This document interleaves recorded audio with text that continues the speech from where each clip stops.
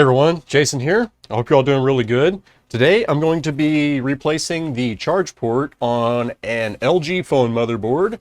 Right off the bat, I need to say here that writing fragile on the back of the package is not a sufficient substitute for like better packaging. This is literally just an envelope with 2 stamps on it, and the logic board is, safely stored inside. So let's just see what they sent us here, shall we?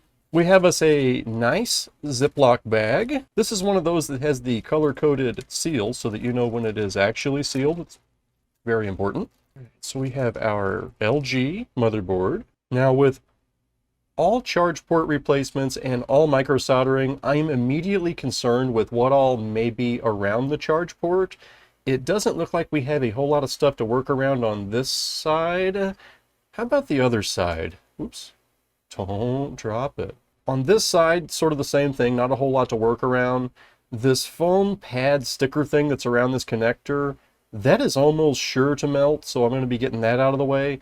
But as far as the charge port, that looks really straightforward actually, so let's get this started.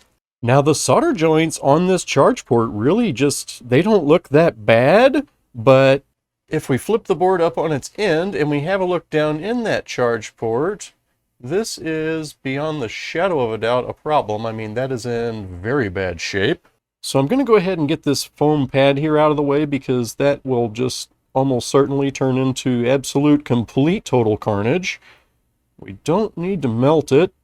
All right, here we go. Should I use low melt or should I just go ahead and suck this up with leaded solder? This is way out here on the ear of the board. There's just not a whole lot going on out here. I'm just going to go ahead and flood this with leaded solder. So just to make sure everything flows nicely, I will go ahead and add a little bit of flux to this. Ooh, now right over here close by, we have got something here that looks really sensitive. What's all those dots? Are those actually holes? Woof! No, they're not holes. It's just printed. All right, so let's just go ahead and get this flooded with some nice leaded solder.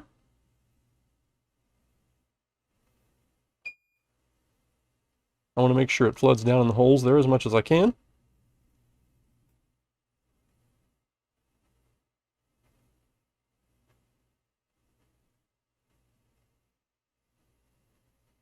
Oh yeah, baby. The more the merrier. Let's go. What I'm doing here is just lowering the melting point here. I've got to take this port off of here at some point, and I really just don't want to cook the entire board to do that. So by flooding this with leaded solder, I'm lowering the melting point here by a little bit. So now I've pretty well done that for all of the anchor points. I also need to go ahead and do that for everything that's under here. Otherwise, all the anchors are going to let loose, and we'll be left with a bunch of torn pads. So I'm just going to get under here with some nice leaded solder and do the same thing. I'm going to make sure we flood all this.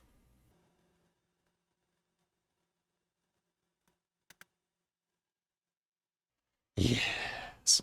All right. I have got my hot air set on 340 degrees C with an airflow of 40.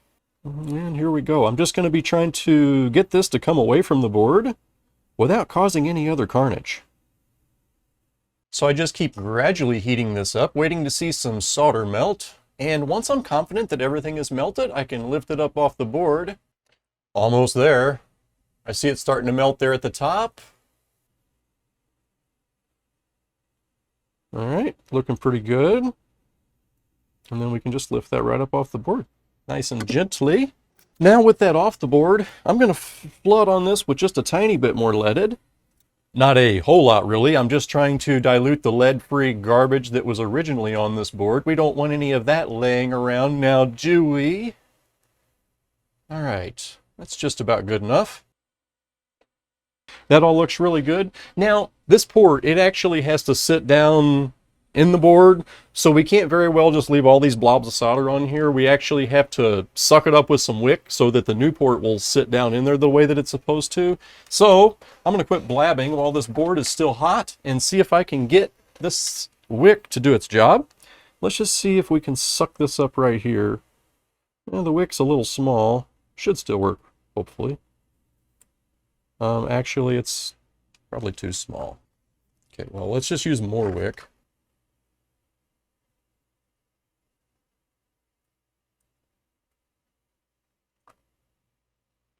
All right, here we go. Nice and pretty. Oh, come on. Let go. There you go. The first hole there is pretty acceptable. Let's just maybe suck that up just a little bit more. All right, I've got like a mile-long hunk of wick here sticking out with solder all over it that's hard as a rock, so I'm just going to trim that off. Now let's see if we can get the other hole clean. Ooh, whole board's cooling off. It's taking it longer.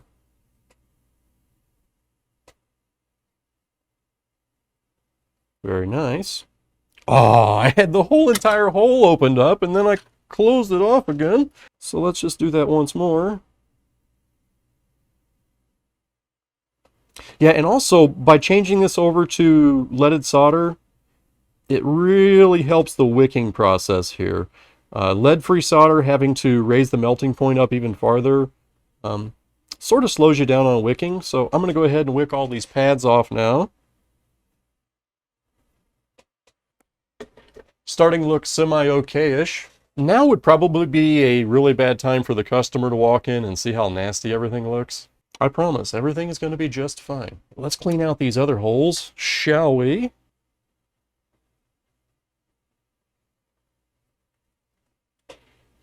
There's just something mesmerizing about solder flowing into wick, isn't there? I don't know about you, but I like it. All right, we're almost there. We got one more hole left.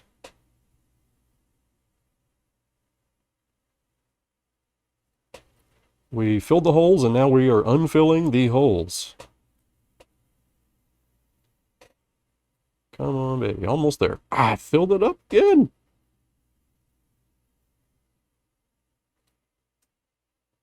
Looks good. Well then, this hole is not wanting to cooperate. And not only that, but it caused me to get solder all over that test point.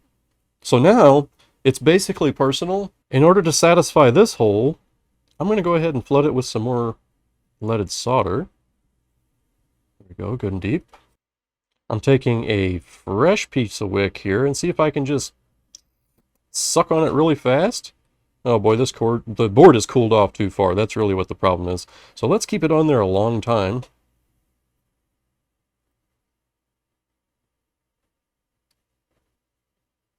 Really close, actually.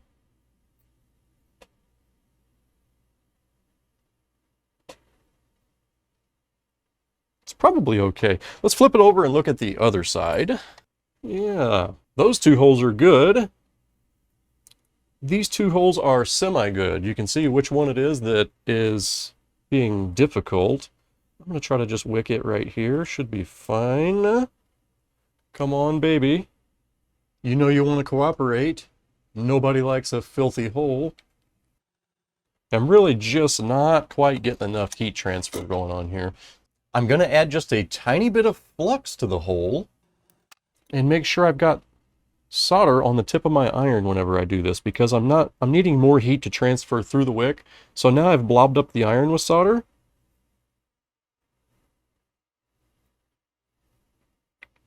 Oh no. Oh no, no, no, no, no, no. Okay, so in an effort to look smart, I'm actually looking dumber. Here we go.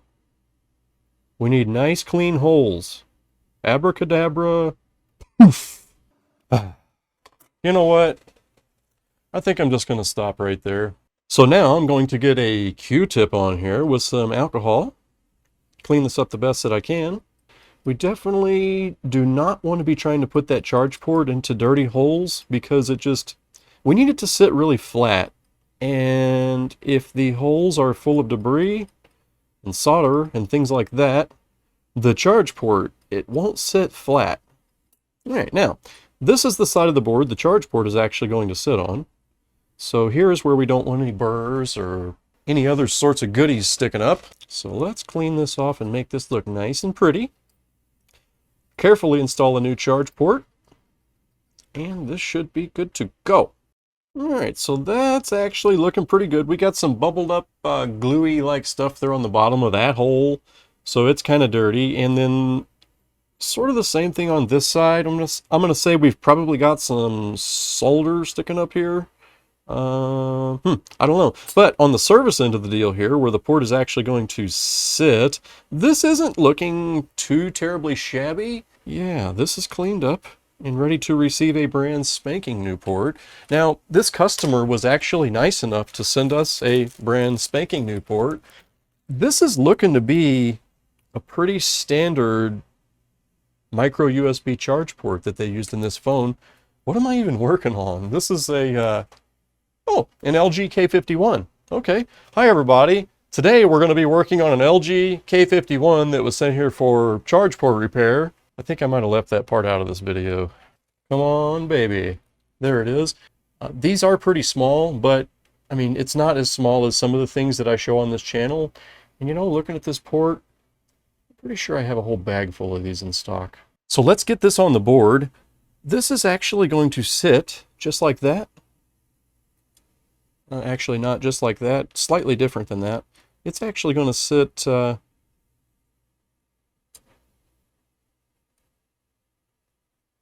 just like that.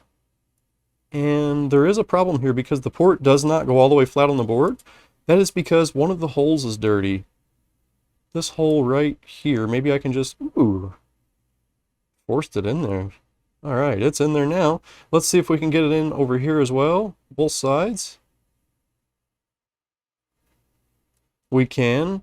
Now, I think a problem that I'm having here, I've got this port sitting on my bench, or the board sitting on my bench, and if I push on the board, I believe the port is raising, up away from the board. It's because this needs to be in a board holder. All right, let's get this thing put in a holder so that the board is elevated up, at least until I get the anchors soldered. Oh yeah, that made a really, really big difference. Now I'm seeing that we've got the port is actually being pushed up off of the board now by the pins. Some of the pins here, like right here, see how it flexes when I push on it? So those pins are literally holding that port up a little bit, which is fabulous. I like that. So let's get it soldered on here. I'm going to use a baby amount of flux here on the anchors.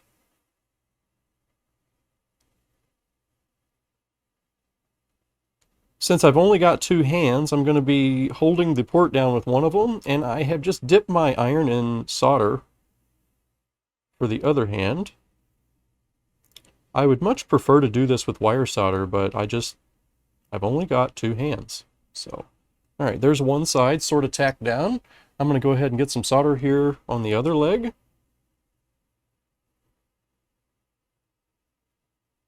Not near enough. Let's just do that again. That one looks beautiful because the board's heating up. It's just marvelous. All right, that is our first two anchors soldered. Let's do the other side. We'll just add a little bit of flux. Like that. And then again, I'm going to press down on the port with tweezers and solder the anchor. There's one. Two, maybe a little bit much on that one. So instead of taking some off of the second one, I'll just add some to the first one. That should satisfy my OCD quite nicely. Actually, it didn't. It made things uglier. And now I'm going to slip into this rut of nitpicking where we just sort of take a otherwise very simple, painless job and make it into a nightmare. So let's hope I can make this pretty. Oh, yes. Without making it ugly. Oh yeah, baby, we're just gonna stop right there. Let's not nitpick. Let's not nitpick on this. All right, now to solder the other pins, I'm gonna rotate this so I can get a different view. Now to do this part of the port, I think I would be more comfortable using my micro pencil. And then also, I'm really trying to use a minimal amount of flux here. because I have to clean this flux off. We can't have sticky, gooey flux inside of a charge port. That would just be disgusting. So I'm going to use my micro pencil here and use this to do the soldering. Let's just go ahead and hit these data pins first here in the middle.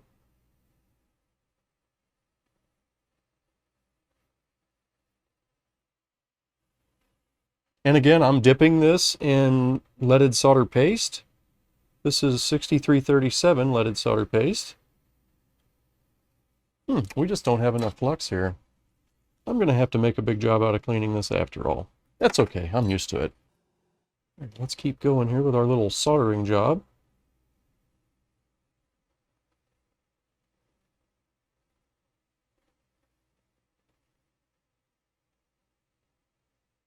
Okay, that all looks good. Now, deep under the shield here, where we cannot hardly see, there's some other large pads, and I need to get quite a bit of solder on that. Let's see if I can just get it to flood up under there.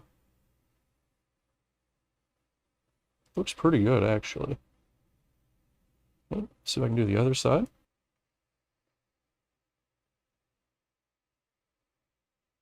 I'm going to add a little more flux and flood a little more under there because it just looks like it's sort of starving.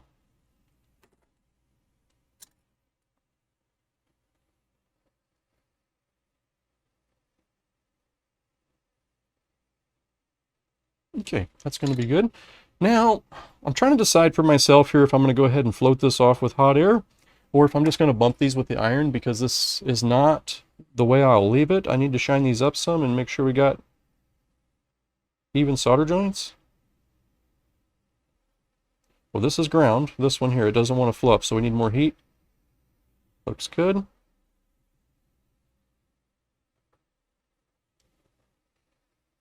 Okay.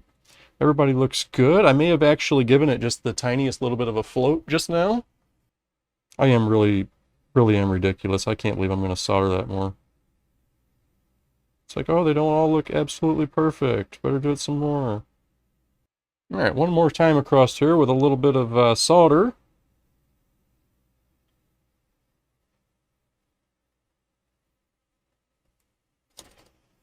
And now everything is looking pretty satisfactory.